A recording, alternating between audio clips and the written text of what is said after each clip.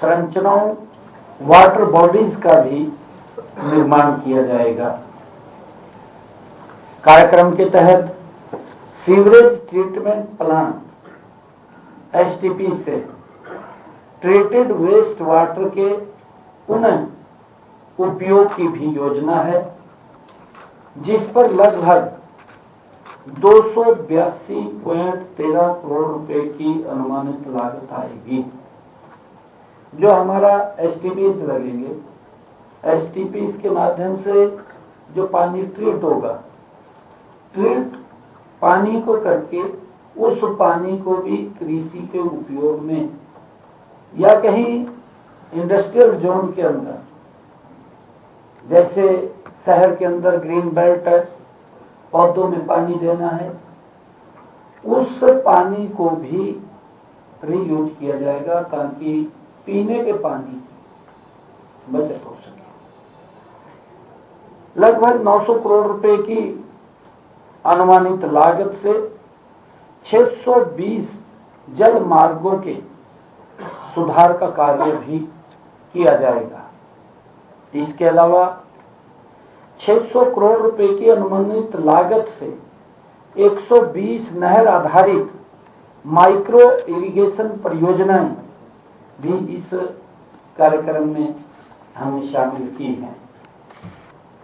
इसी प्रकार vertical drainage, सब सरफेस ड्रेनेज के माध्यम से लगभग 2 लाख एकड़ जल भराव वाली भूमि का सुधार की भी योजना इसमें बनी है।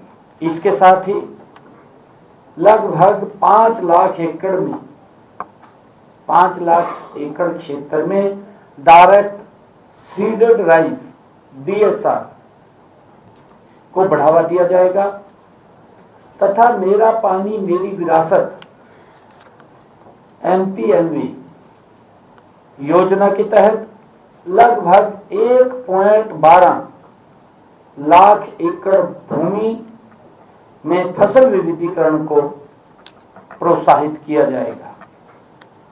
हरियाणा सरकार की जल नीति का उद्देश्य केवल वर्तमान जल जरूरतों को पूरा करना नहीं है, बल्कि भविष्य में भी, भविष्य की पीढ़ियों के लिए भी जल सुरक्षा सुनिश्चित करना है।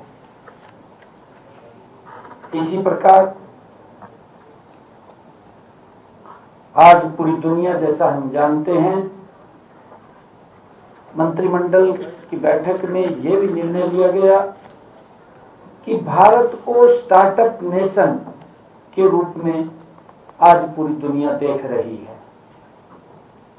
बीते 11 वर्षों में देश के यशस्वी प्रधानमंत्री आदरणीय नरेंद्र मोदी जी के कुशल मार्गदर्शन में 100 से अधिक यूनिकॉर्न तैयार हुए हैं भारत में,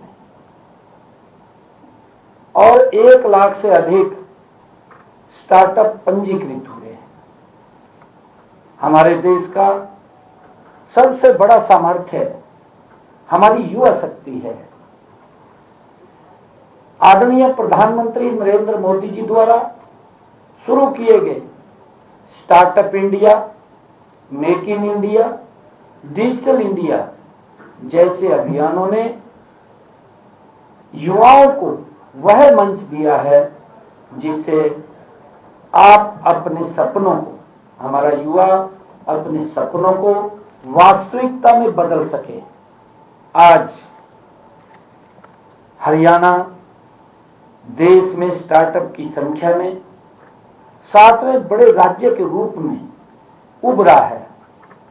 वर्तमान में हरियाणा में 11,900 मान्यता प्राप्त स्टार्टअप्स हैं। 2022 में हरियाणा में कुल 3,910 स्टार्टअप थे। इनमें से 1,760 महिला स्टार्टअप थे, जो कि कुल स्टार्टअप्स का 45% थे। मुझे खुशी है कि आज हरियाणा प्रदेश में 19 यूनिकॉर्न कंपनियां हैं इसके अलावा 250 से अधिक फॉर्च्यून 500 कंपनियां भी यहां हैं।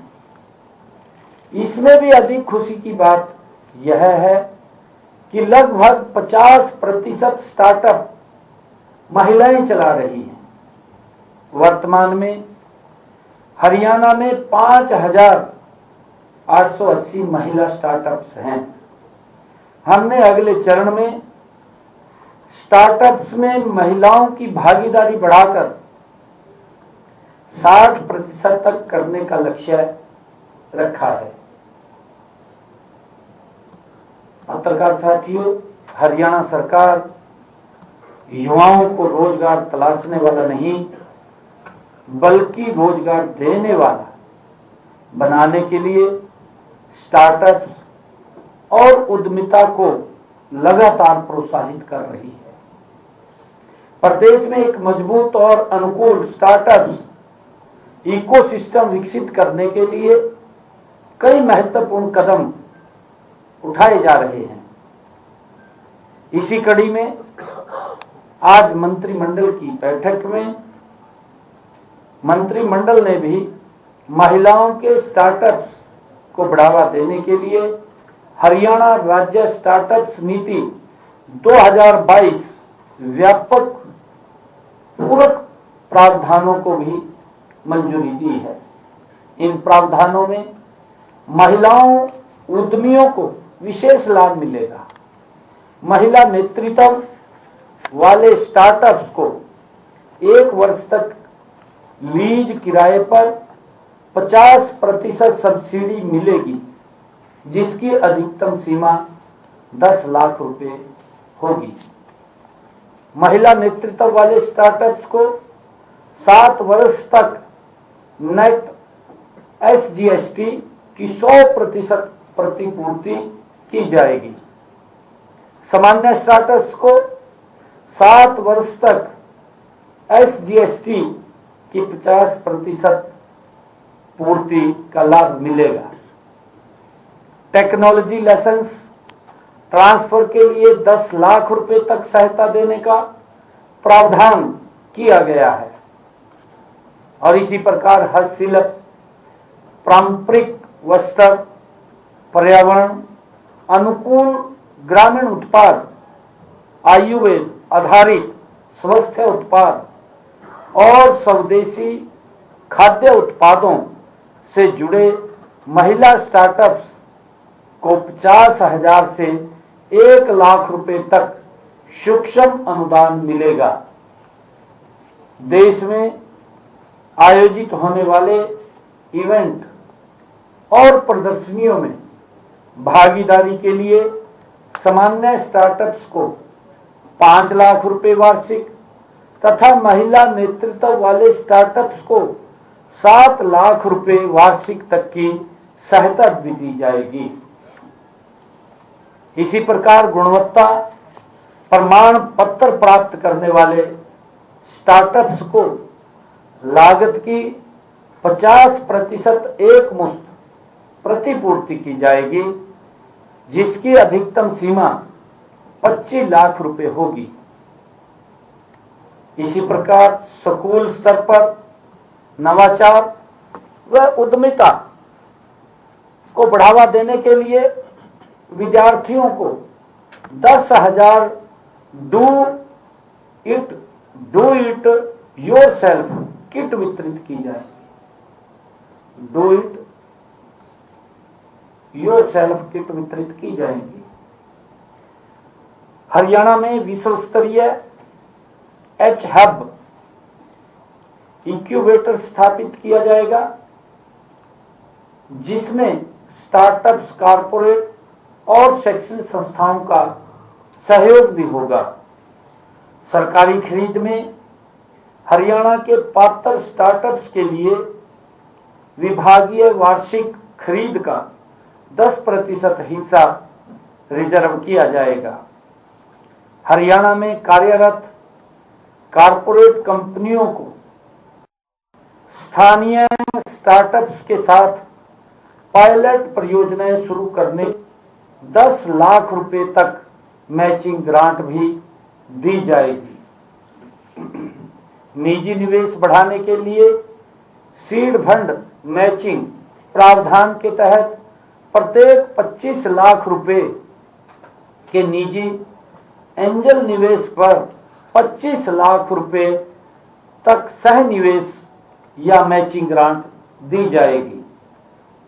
इसी प्रकार विश्वविद्यालयों और पॉलिटेक्निक के विद्यार्थियों को स्टार्टअप्स में अप्रेंटिसशिप के लिए प्रोत्साहन देने के लिए स्टार्टअप्स को प्रति अप्रेंटिस प्रति माह 7500 रुपये से तक के वजीफे की 50% प्रतिपूर्ति की जाएगी। यह सुविधा प्रत्येक इकाई अधिकतम 50 अप्रेंटिस प्रति वर्ष तक सीमित होगी। क्लाउड कंप्यूटिंग और डेटा स्टोरेज खर्च पर अब 75% प्रतिपूर्ति की जाएगी, जिसकी अधिकतम सीमा 25 लाख रुपए सालाना 5 वर्ष तक होगी। इसी प्रकार चंडीगढ़ में पंजीकृत कार्यालय वाले स्टार्टअप्स को भी लाभ मिलेगा यदि वह हरियाणा का मूल निवासी है। रहता चंडीगढ़ में है परंतु हरियाणा का मूल निवासी है, उसको भी इसका लाभ मिलेगा। और इसी प्रकार हमने कैबिनेट की बैठक में private coaching institute for role वो आज उसको मंजूरी दिया है।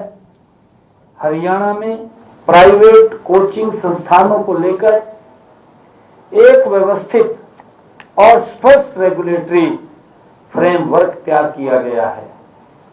मंत्रिमंडल ने आज हरियाणा प्राइवेट कोचिंग संस्थान रजिस्ट्रेशन और रेगुलेशन नियम 2026 को मंजूरी दी है। हमारा उद्देश्य कोचिंग संस्थानों को रोकना नहीं बल्कि उन्हें रेगुलेट करते हुए छात्रों के हितों की रक्षा करना है।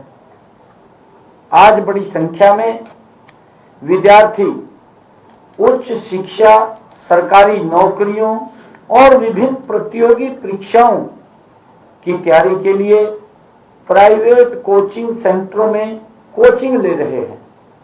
इसलिए यह जरूरी है कि उन्हें सुरक्षित, पारदर्शी और गुणवत्तापूर्ण वातावरण उपलब्ध कराया जाए।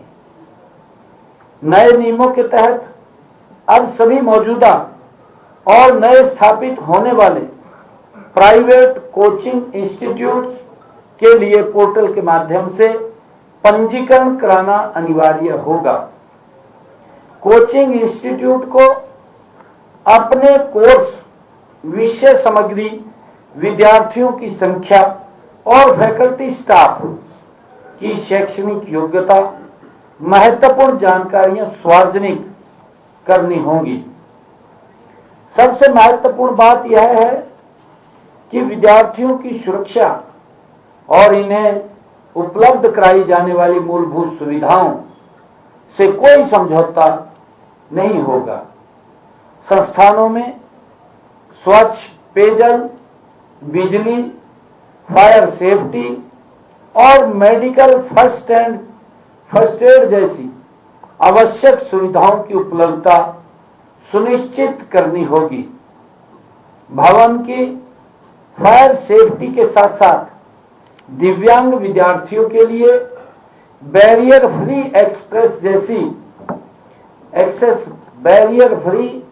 एक्सेस जैसी व्यवस्थाओं को भी इन नियमों में शामिल किया गया है। कोचिंग संस्थानों को अपने संस्थान, विद्यार्थियों की सुरक्षा तथा अन्य आवश्यक जानकारी अपनी आधिकारिक वेबसाइट पर भी उपलब्ध करानी होगी।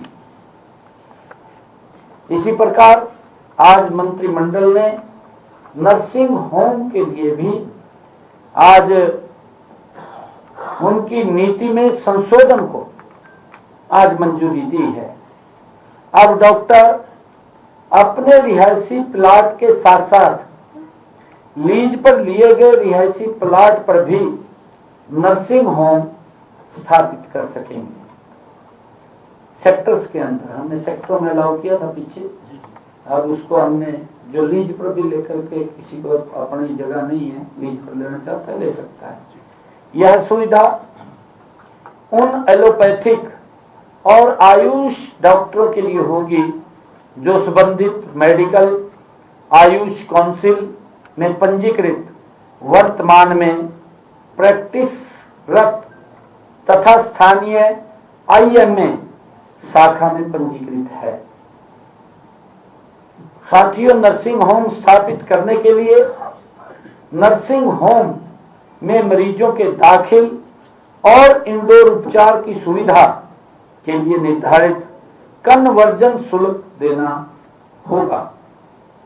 लीज वाले प्लाटों पर नर्सिंग होम स्थापित करने के लिए दी गई लीज की अवधि की अनुमति कम से कम 10 वर्ष की हो।